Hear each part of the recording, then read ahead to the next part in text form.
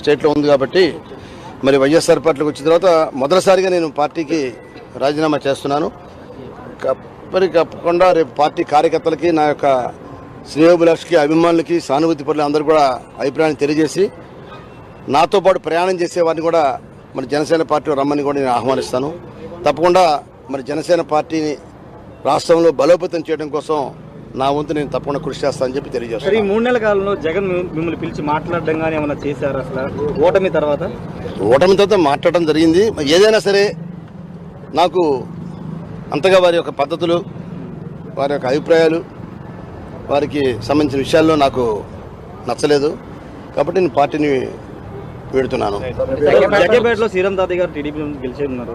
ఎలా కలిసి పని చేయబోతున్నారు? కూటమిలో ఉన్నారు కాబట్టి తప్పకుండా కూటమి ఏదైతే కూటమి ఆశయాలతోటి పార్టీ నిర్మించారో ఆ కూటమి ఆశయాలకు తగ్గట్టుగానే నేను కూడా వ్యవహరిస్తాను. ఎక్కడ ఎవరికి ఎటువంటి ఇబ్బంది లేకుండా